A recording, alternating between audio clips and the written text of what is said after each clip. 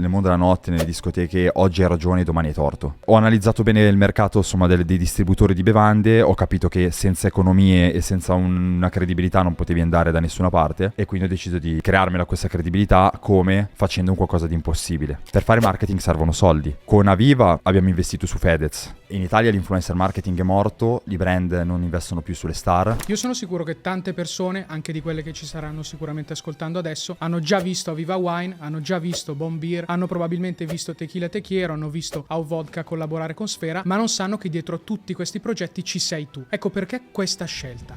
Allora, in realtà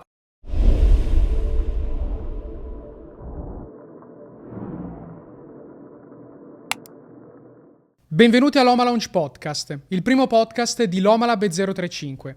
Qui diamo voce a giovani imprenditori, creator e designer che lavorano dietro le quinte della moda, per scoprire le loro storie, le sfide e lasciarsi ispirare.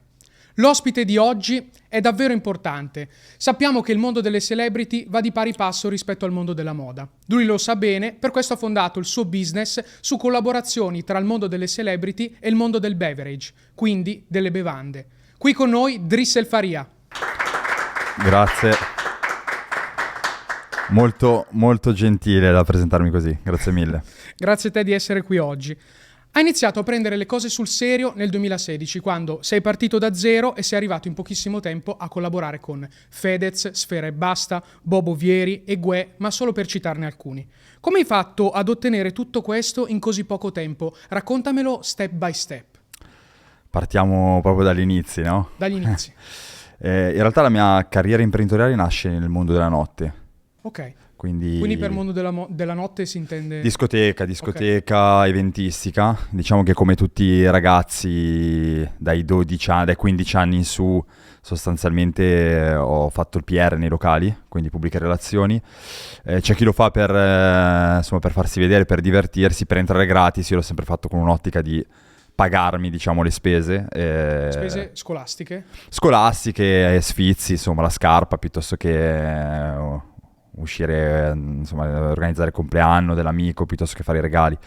E quindi parte da lì la mia esperienza, poi la cosa è diventata seria. Nel frattempo comunque io ho fatto il liceo scientifico, sono di Vigevano, che è una città in provincia di Pavia. Poi mi sono laureato, sempre a Pavia. Decisi di intraprendere un percorso accademico in Bocconi perché mi serviva una laurea un po' altisonante, diciamo, quindi ho fatto il master in Bocconi in economia del turismo, e diciamo che alla fine di questo percorso, sai, sei sempre in questo limbo di... il mondo della notte non è visto benissimo, diciamo, soprattutto in Italia. Già in Europa è un po' più professionalizzante come cosa, e quindi l'obiettivo era quello di studiare e poi allontanarmi dal mondo della notte. In realtà, dopo aver mandato credo almeno 200 curriculum, ho deciso di insomma, non mi ha preso nessuno, non mi rispondeva nessuno. Quelli che mi rispondevano proponeva degli stage sostanzialmente abbastanza brevi, e quindi ho deciso di ritornare su quello che era il mondo della notte. Mi sono guardato allo specchio e ho detto: ma tu che cos'è che sai fare? Cosa hai fatto fino ad oggi? E hai guadagnato discretamente, visto che ti sei pagato gli studi e tutto quanto.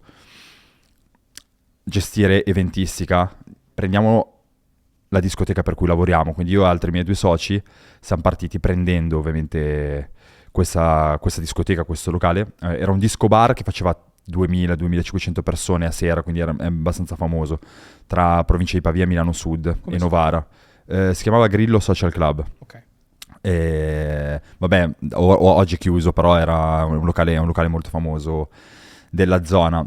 E quindi niente, io non ho investito perché non avevo appunto i capitali per farlo, gli altri miei 2 soci sì, quindi mi hanno permesso di partire, di iniziare questa avventura. Ho fatto l'exit nel 2019, quindi sono uscito prima del Covid, un anno prima del Covid, e da lì volevo monetizzare i contatti che avevo fatto appunto in questo mondo qui, e quindi ho deciso di vendere bevande, beverage. Non ero, però vivendo di giorno, ok? Quindi l'esperienza comunque nel mondo della notte, nella discoteca, è andata molto bene.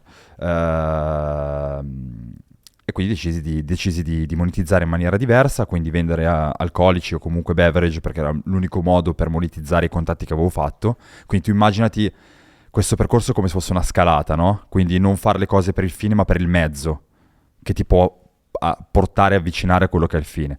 E Ho analizzato bene il mercato, insomma, dei distributori di bevande, ho capito che senza economie e senza una credibilità non potevi andare da nessuna parte, e quindi ho deciso di crearmela questa credibilità come facendo un qualcosa di impossibile. Quindi il primo prodotto che portai in Italia fu Aviva Wines, che è un brand che non ho creato io, ma ho preso la distribuzione esclusiva da un'azienda spagnola che in realtà aveva creato questo brand ma era sconosciuto nel mondo, era un giochino per loro. Non piaceva neanche a loro quasi. No, era un giochino, perché comunque alla fine è una bevanda alcolica a base vino, nel senso che... Spieghiamo proprio come è fatto. È spumante, ok, con gradazione alcolica inferiore, quindi tecnicamente non si può chiamare vino perché sotto un determinato tasso alcolemico non puoi chiamarlo vino, con all'interno il colorante alimentare che viene messo nell'industria del food, quindi che ne so, gli Smarties, piuttosto che le torte glassate, sai quella patina insomma che vedi sopra, no? Presente, sì. Ecco, solo che invece che solidificarlo, inizialmente è polvere, ok? È un colorante che ha forma di polvere, la polvere veniva inserita all'interno delle bottiglie e creava questo effetto glitter, no? E io analizzando il mercato mi sono detto, cioè l'Italia che è il paese enogastronomico per eccellenza, con la cultura clamorosa anche del vino, cioè se io riesco a portare questa cosa qui e spaccare, sicuramente, ovvio, non è un prodotto che mi rappresenta dal punto di vista valoriale, però riesco ad attirare l'attenzione degli addetti ai lavori e da lì iniziare a fare cose. E fu così che insomma è partita la mia carriera nel mondo del beverage. Beverage è limitante perché in realtà poi le dinamiche commerciali sono sempre uguali, che sia beverage, cosmetica, abbigliamento. Si parla sempre di distribuzione, di creazione di un prodotto, quindi fondamentalmente questo è stato l'inizio. Perché la celebrity? Quando l'hai fatto? Quando hai deciso di prendere questo percorso, no? Di iniziare a vendere beverage? Avevi un mentore, avevi una figura a cui aspiravi? No. No, in realtà perché tutto quello che ho fatto fino ad oggi sono cose nuove. Cioè io punto sempre a... Ma dico anche oltreoceano proprio. No, zero. Cioè oltreoceano poi inizi... Cioè i mentori vengono fuori nel momento in cui tu cerchi di vedere altri che fanno il tuo stesso lavoro e cerchi un po' di copiare per fare meglio, ma in realtà cioè, solo un pazzo come me poteva prendere un prodotto del genere, portarlo in Italia e farlo diventare primo nella classifica bestseller Amazon, piuttosto per dirne una, perché effettivamente i risultati quali sono stati? E abbiamo fatto 6-7 milioni di euro con questo prodotto, ok? E da lì si è creato un modello di business, perché senza economie, perché io sono partito proprio senza soldi a fare sta cosa, quindi non avevo dipendenti, non avevo un capannone, non avevo una struttura. Era Zero? Da zero totale. Era l'epoca, anche perché poi la discoteca l'ho venduta, ma l'ho venduta per veramente pochi, 15.000 euro, quindi proprio è stata una exittina, chiamiamola così, no? Però è stato quel trampolino che mi ha permesso di iniziare. E lì si è creato un vero e proprio modello di business, perché era l'epoca, appunto pre-Covid, appena prima del Covid, in cui il dropshipping, si parlava di dropshipping, però veniva utilizzato per vendere prodotti di altri, non prodotti tuoi. Quindi problema con le spedizioni, comunque la merce partiva dalla Cina. Io quindi ho applicato quel metodo lì a brand miei. Partire senza soldi vuol dire che, perché tanti non ci credono, ma se tu ti accordi con il tuo fornitore e paghi la merce a dilazionata, quindi a 60-90 giorni, fai degli acquisti intelligenti, rivendi la merce e comunque hai una buona marginalità su quella, piano piano crei quel tipo di cash flow, che non basterà mai per crearti una struttura con dei dipendenti. Quindi mi sono creato un software interno, ok, che automatizzasse tutto questo passaggio, e il capannone piuttosto che il trasporto l'ho esternalizzato tutto, quindi ho, diciamo, spacchettato la mia azienda al di fuori del mio core business. Da lì cosa succede? Che l'unico centro di costo era il marketing, quindi l'unica roba di cui dovevo occuparmi io realmente è il marketing e strategia commerciale. Per fare marketing servono soldi.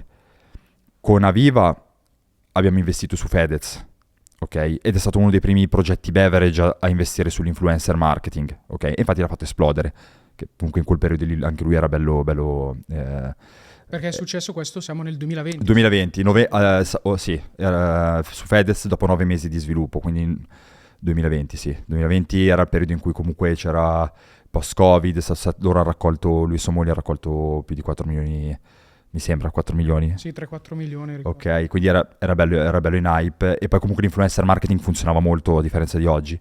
E dicevo, esternalizzando tutto ti devi occupare solo del marketing, no? che è un po' quello che fanno anche nel fashion, ormai ad oggi è così la cosa. Però se tu non hai neanche soldi da investire nel marketing, tu cerchi di tirarti dentro il talent. E allora tu il marketing ce l'hai internamente, quindi scali in maniera molto più veloce. Poi ovvio che non basta solo quello, infatti poi esiste la mia realtà per allungare la vita del prodotto. Come si passa da gestire una discoteca a gestire quello che tu hai creato, che possiamo definirlo una sorta di impero, perché alla fine tu oggi hai una holding e gestisci diversi brand. Sì. In realtà Quali sono le differenze proprio? Cioè, più semplice, più complicato? è molto più complicato gestire un esercizio pubblico come una discoteca, cioè totalmente più complicato. Perché comunque l'aleatorietà e il rischio, cioè nel mondo della notte, nelle discoteche, oggi hai ragione e domani hai torto. Perché basta veramente la qualsiasi per far sì che il tuo prodotto, il tuo locale possa smettere di funzionare, che può essere una rissa piuttosto che un provvedimento giudiziario, è veramente molto rischioso, e poi hai a che fare con veramente tanti stakeholder, cioè tu hai a che fare con passi dal parlare col buttafuori al ricevere clienti che magari sono ubriachi, sotto effetti stupefacenti, sani, parli con l'avvocato, parli col barista, devi intendertene di musica, devi intendertene di prodotto artistico, quindi infatti chi nasce e continua il suo percorso, chi nasce nel mondo della notte e continua il suo percorso al di fuori, difficilmente nella vita non diventa un numero uno in quello che fa. Ci sono tanti esempi di imprenditori. Il problema è che il mondo della notte, se tu non lo affronti in maniera sbagliata, il 99% delle persone rimangono incastrate in quel circuito vizioso, che è alcol, droghe, eccetera, eccetera, anche gli orari sballati, quindi è molto più difficile per risponderti quel tipo di lavoro. La realtà che ti sei creato poi invece mette te al centro, cioè sei tu che gestisci tutto, ti sei autocreato il software. Sì. Deleghi a qualcuno, preferisci fare tutto tu? Allora, da questo punto di vista io ho un po' fallito a livello imprenditoriale, perché faccio fatica a delegare.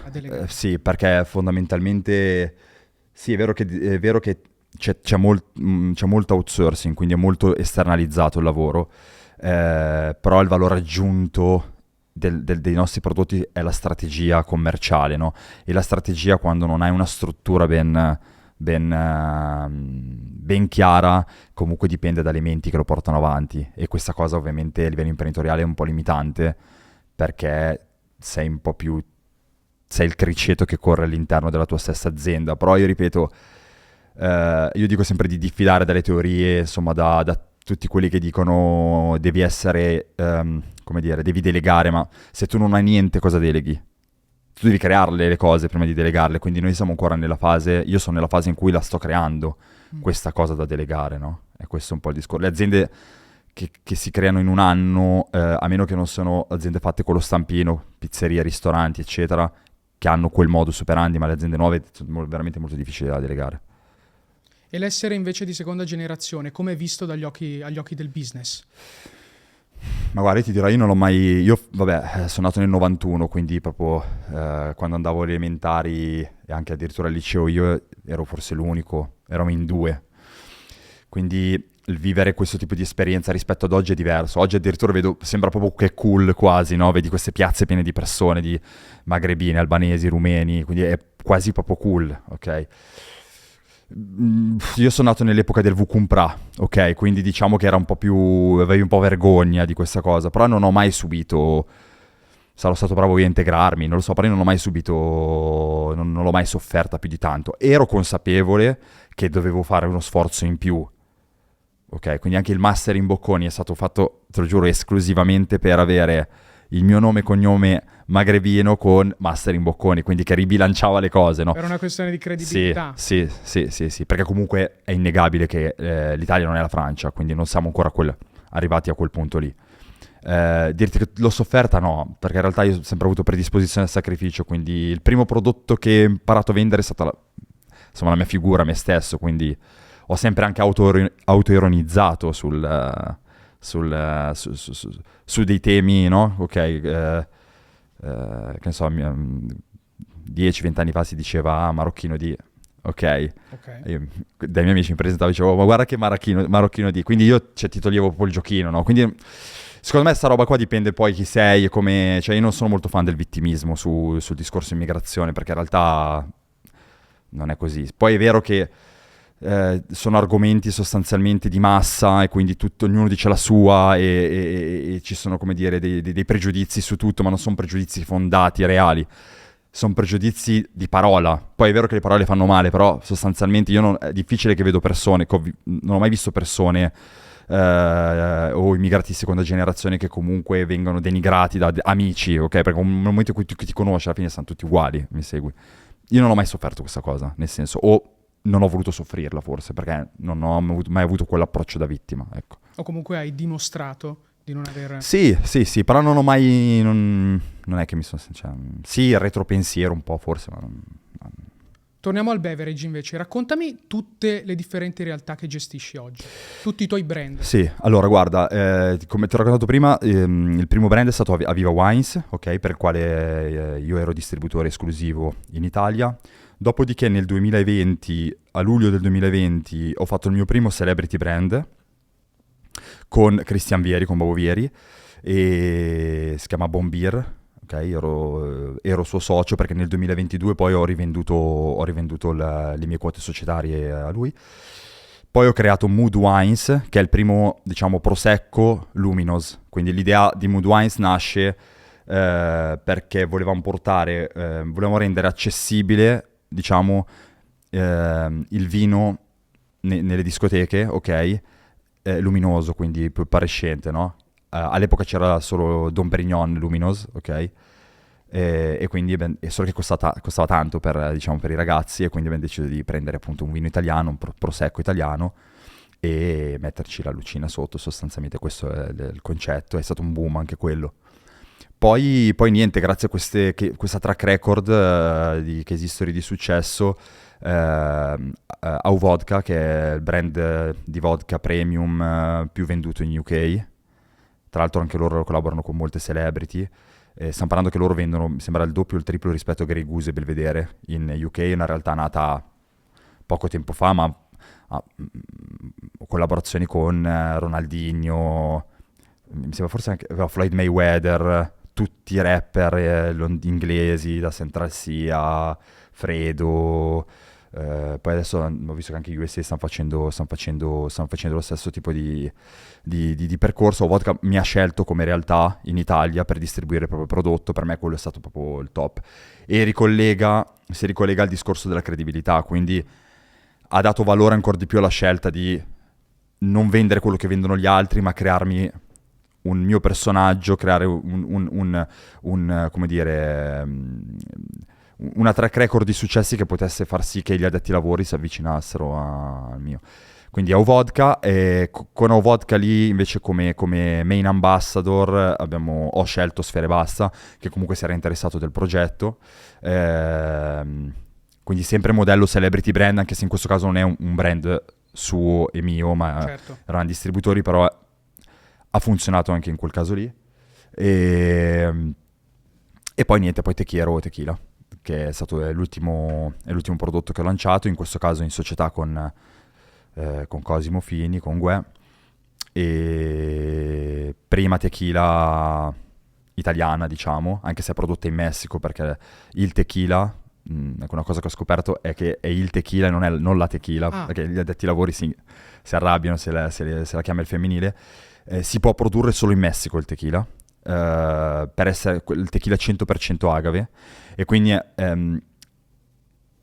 molto difficile crearla, no? Quindi devi conoscere in Messico, devi avere gli agganci con le distillerie, e quindi noi abbiamo voluto investire su questo tipo di progetto, essendo anche la prima società italiana a farlo, quindi neanche gli addetti ai lavori, che comunque insomma si erano sempre interessati a fare questo tipo di prodotto, che ha molte barriere all'ingresso, non hanno mai fatto. Infatti se tu vedi in Italia ci sono sempre in giro i soliti 3-4 brand, e Patron, Casamigos, Clase Azzurra, sono questi brand, e quindi abbiamo deciso di investire su questo perché il trend del tequila è in crescita importante. Si parla addirittura che può diventare il nuovo gin, solo che a differenza del gin o la vodka, che chiunque lo può distillare anche in casa, infatti se tu vedi adesso che va molto il gin tonic, chiunque ha il suo gin, no? Sì. Ecco, cioè, magari con l'amico, l'avvocato di turno, mi sono fatto il mio gin, ok. Col tequila non è così, il tequila devi andare là a farlo. Quindi quando ci sarà l'esplosione ci saranno quei brand, punto, stop.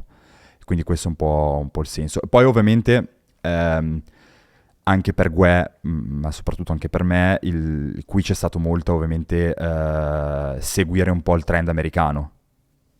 Se pensiamo ai rapper americani, ognuno ha la sua bevanda. Esatto. No? So, Rick Ross, penso Jay-Z. Esatto. Anche attori, attrici. E diciamo che questo, tu lo sai, no? Negli Stati Uniti d'America le cose succedono 10-15 anni prima rispetto qui, no? La morte dell'influencer marketing in Italia in realtà, che qui è stata un po' più, come dire, è successo tutto in maniera un po' più altisonante per il Pandoro Gate, no? Sì. Ma in realtà negli USA lo stesso fenomeno comunque noi l'abbiamo visto 15 anni fa, ok? Diciamo che uno dei primi casi di celebrity brand in UK, ad esempio mi viene da pensare Jordan con Nike, ok?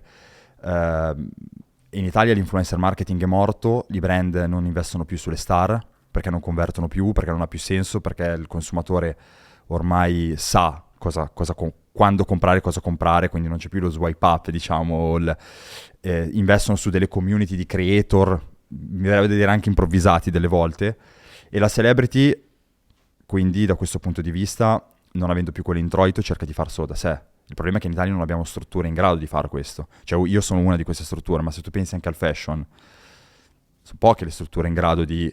Cioè, non si può campare solo di limited edition e drop. Cioè poi il prodotto, il brand lo devi portare avanti nel medio e lungo termine. E quindi in Italia siamo un po' più indietro da questo punto di vista. Anche le agenzie comunque soffriranno questa cosa, perché sono tante agenzie che si campano, quelle 3 o 4, che ovviamente conoscendo i direttori marketing creano tutto un circuito di mazzette, eccetera, no? Per campare, per prendersi budget, però poi alla fine della fiera... Quindi questo è una cosa del quale vado molto soddisfatto, cioè il fatto che noi creiamo da zero e lo portiamo avanti e siamo riusciti ad avere questo tipo di credibilità per il momento nei beverage, ma non ci fermiamo solo qui. Tipo, obiettivi futuri? L'obiettivo futuro è diventare, diciamo, un punto di riferimento per tutti i brand e le star che vogliono diversificare quello che è il loro know-how, il loro cercare di dare prodotti alla loro community e aiutare sia star, ma non solo nel mondo della musica, anche nel mondo dello sport, ad arrivare a una community non loro, non grazie alle prestazioni sportive o alla musica, ma grazie al prodotto. Ti faccio un esempio. Tu immaginati un cantante che in Italia ha un sogno di arrivare negli Stati Uniti, ma con la musica non ci arriva, però ci arriva questo prodotto. Va da sé che poi arriverà anche. Hai capito? Questo è, no? Come bigliettino da visita o comunque biglietto d'ingresso. Sì, ognuno si fa conoscere per qualcosa, no? Quindi tu non arrivi col tuo prodotto, che può essere la prestazione sportiva o la musica, però arrivi appunto con magari un tuo prodotto fisico. Perché? Perché magari il tuo brand collabora paga, che ne so, Rick Ross per sponsorizzarlo lì, no? Quindi grazie al prodotto tu sei arrivato in un altro paese e la gente ti conosce per quello. E poi scopre che sei anche un cantante o sei anche un calciatore. Questo è quello che è la mia visione, poi ripeto, è una visione appunto, quindi non trova in disaccordo magari sicuramente tante persone, però io lavoro insomma con questo obiettivo. Trovo che sia molto interessante soprattutto rispetto a questo. Che cosa ne pensi del progetto Bohème lanciato da Fedez e da Lazza? Ma io credo che è un classico esempio di come in Italia si faccia veramente fatica, nel senso che l'Italia è il paese più difficile nel quale lanciare un progetto in generale, soprattutto food and beverage.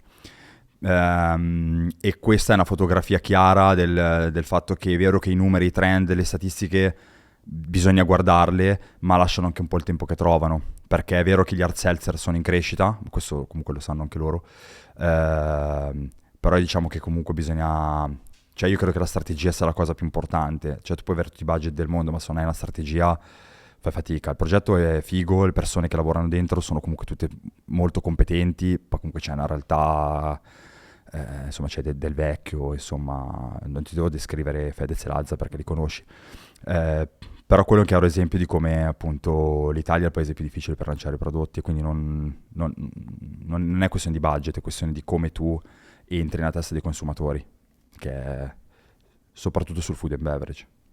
Fedez è solo una delle personalità con cui hai collaborato negli anni, ma nel momento in cui tu devi collaborare o comunque pianifichi che sia la cosa migliore per far crescere il brand, come ti presenti a loro, che cosa gli racconti, come fai a convincerli? Beh, guarda, in realtà, totale trasparenza, Fedez è stata un'operazione di influencer marketing, quindi sostanzialmente prendi, paghi. Una questione lavorativa. Esattamente. Poi ovvio è stato un po' strano perché comunque nel mondo del beverage non si era mai vista una collaborazione di questo tipo. È stata una cosa nuova, però quella è stata una collaborazione influencer marketing pura, un po' più duratura del solito, ma è stato quello. E in realtà poi, nel senso, sì, con Bobo Vieri, insomma, ci siamo proposti, mi sono proposto e fondamentalmente nel momento in cui tu racconti il progetto, racconti il modello di business, che comunque è tutto esternalizzato, a costi fissi praticamente pari a zero, o comunque minimi, è un po', diciamo, sexy ed appeal per tutti, ok? Quindi uno ci vede dentro, e poi ti ripeto, è facile da questo punto di vista, se hai una track record di successo o comunque più o meno sai quello che stai facendo e quello che stai proponendo, è facile perché tutti vogliono avere un proprio prodotto, chiunque lo vuole avere, si deve solo fidare di te. Mentre con Gue invece com'è stato il primo incontro e com'è nata questa commissione? Ma lui in realtà ha sempre voluto fare un suo alcolico, un suo distillato, anche perché al di là del fatto di guardare in America e tutto, però comunque è il suo lifestyle. Quindi diciamo che ci ha voluto veramente poco, cioè ci siamo trovati subito e niente. Ovvio, fare tequila è veramente ambizioso, quindi... Tra l'altro ho visto che nel nuovo tour ci sarà una sorta di zona bar e ci sarà tequila lì. Non lo so, dobbiamo ancora vedere. Okay. Però sì, comunque, nel senso, il progetto è... Cioè lui lo endorsa alla perfezione perché proprio ha anche credibilità, perché fa parte proprio del suo lifestyle. Invece come lo vedi il futuro del beverage e delle celebrity company in Italia? Se pensiamo poi all'estero, abbiamo fatto gli esempi prima di Rick Ross, di Jay-Z, ma ci sono anche Logan Paul e KSI che hanno portato più a un grande pubblico, sì. Prime. Sì. Come lo vedi in Italia? No, in Italia è difficilissimo, nel senso che, ma anche per me, nel senso che non so quanto durerà. È un bel trampolino di lancio se sei italiano e parti da Secondo qua. te perché è difficile? Perché è così difficile? Perché comunque allora l'Italia ha una popolazione ridotta rispetto agli Stati Uniti d'America. Poi l'italiano medio non dà lo spazio a tutti, soprattutto sul food and beverage. Già sulla moda comunque, sai, adesso vanno i pantaloni a zampa, tutti che si mettono il pantalone a zampa. Se domani tira uno che comunque è giusto, che è seguito, tira fuori un cappello a forma di coccodrillo, tutti se lo mettono. Sul bere e sul cibo è molto difficile perché per le diverse tipologie di community, quindi che ne so, dal metallaro a che ascolta musica classica, poi il vino bianco lo bevono col pesce, non so, lo bevono con la carne. Cioè noi abbiamo qua c'è una cultura troppo alta. Retaggio culturale. E nello stesso tempo c'è anche molta ignoranza perché c'è proprio chiusura, no? Ok, quindi se va di moda una roba, e questo l'ho dimostrato con Aviva, che comunque l'ho presa al contrario e sono comunque entrato nel mercato. Questo motivo. Stati Uniti d'America è una popolazione clamorosa, non c'è questo tipo di cultura, quindi quando un personaggio come ad esempio Rick Ross, che abbiamo citato anche prima, lancia un prodotto, anche se va male e non ha continuità, comunque il suo 2, 3, 4, 5 milioni di dollari li tira su, ok? Cosa che in Italia non succede, è molto difficile. 3, a livello distributivo e commerciale in Italia c'è una lobby. Io ti faccio un esempio con Au Vodka, brand più venduto in UK, endorsato da Sfera Ebbasta qui. Prima vodka, diciamo, fruttata, che ha una gradazione elevata e quindi fondamentalmente è un prodotto di qualità. Tutti i ragazzi che lo vogliono nei club, ok? E i club che cercano di dirottare le vendite verso magari altri brand più rinomati perché prendono i soldi, capisci? Il mercato è piccolo anche per questo motivo. Quindi io ti dico, non lo vedo bene, nel senso non ha futuro il celebrity brand in Italia, a meno che non fai dei drop, delle limited edition, però no, il beverage non è l'abbigliamento, capito? L'abbigliamento riesce a farti anche i tuoi 50 capi, se li vuoi fare li fai, c'è margine per poterli rivendere. Nel beverage devi andare comunque in serie, quindi devi fare tanti pezzi e quindi quei tanti pezzi non li puoi vendere in un unico drop. E quindi diciamo che questa è la barriera all'ingresso. Io sono sicuro che tante persone, anche di quelle che ci saranno sicuramente ascoltando adesso, hanno già visto Aviva Wine, hanno già visto Bon Beer, hanno probabilmente visto Tequila Tequiero, hanno visto Au Vodka collaborare con Sfera, ma non sanno che dietro a tutti questi progetti ci sei tu. Ecco perché questa scelta di non esporsi mediaticamente. Ma allora, in realtà non sono molto capace, nel senso che comunque sono la classica persona che quando gira la telecamera fa fatica a fare una storia, ok? Perché non mi ci rivedo. Ok. Non ho mai sentito l'esigenza di raccontare. Lavoro tutti i giorni, quindi sostanzialmente non ho neanche il tempo di pensare a una strategia per promuovere me stesso. E poi non vendo corsi, non vendo servizi legati alla mia persona, quindi sostanzialmente non saprei neanche come convertirla questa, diciamo. E poi per ultimo, diciamo che la credibilità l'acquisisci anche così. Nel senso, io non sono un fanboy. Non mi devo far fotografare insieme a delle celebrity. Io devo avere, cioè, le celebrity o gli addetti ai lavori o che so, il direttore della banca deve avere rispetto di me. Non sono un pagliaccio, mi segui. Questo non vuol dire che chi si mostra è per forza un pagliaccio, assolutamente no, però non fa parte della mia politica. Ovvio, a me piacerebbe che le persone, insomma, infatti sono qua a raccontarti un po' di... È sempre bello, no? Non voglio essere ipocrita, però non ho mai applicato quel tipo di politica lì, perché sembra che se tu oggi non comunichi sui social, soprattutto se non hai niente da comunicare, sembra che non esisti, non ci sei, no?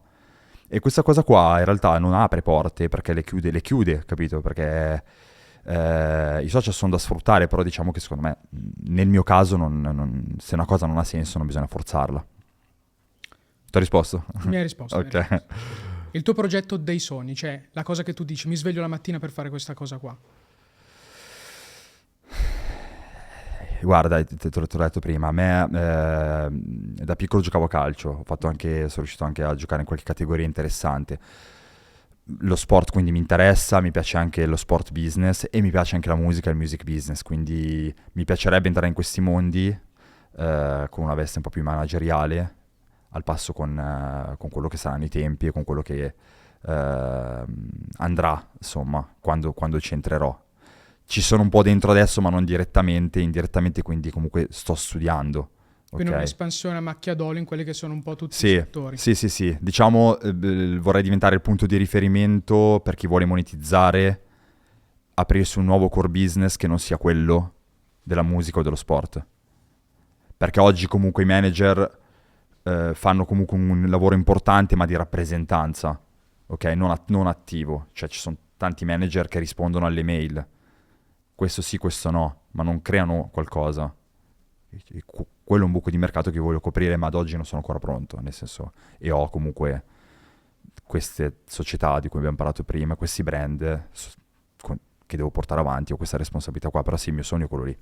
Tornando un attimo indietro, ti chiedo qual è la differenza tra gestire un brand che tu porti, quindi diventi rivenditore esclusivo, e creare il tuo brand, cioè creare il tuo prodotto. Beh, molto semplice, diciamo che la linea in comune è vendere sostanzialmente. Per vendere ovviamente c'è l'aspetto di branding e l'aspetto commerciale puro. Se il brand è tuo, ovviamente ci devi investire tu e quindi devi dargli un'anima tu. Se il brand non è tuo, devi collaborare con chi è proprietario del brand e quindi dipende da che tipo di accordi hai. Se sei solo distributore ti occuperai solo di provo a farti un esempio sul mondo del fashion, no? Non lo so, piattaforme come Farfetch ad esempio, non so se adesso, scusa Lino, adesso non è il mio mestiere, però cerco di abbozzare un po' il discorso. Non so se vendono anche altri brand che non sono proprietari.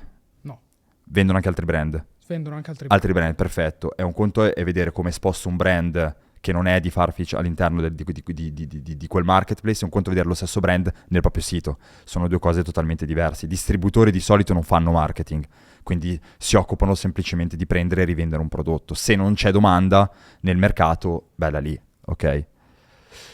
Io mi occupo anche di fare marketing in realtà anche per i brand. Se mi trovo d'accordo con i brand, con cui ad esempio con Au Vodka, faccio anche quella parte lì per aprire il mercato. Però la differenza sostanziale è questa: quando il brand è tuo ci dedichi anime, corpo, visione, investimenti, perché lo stai creando tu da zero e comunque un domani ti rimane in mano. Domani non è solo fatturato e ricavi e dividendi, ma è proprio un qualcosa, un patrimonio che hai in mano che puoi rivendere. Il motto del nostro podcast è From the Players to the New Makers. Voglio che tu mi dica il consiglio più, diciamo, importante che hai ricevuto nel corso della tua carriera, dagli inizi fino ad oggi.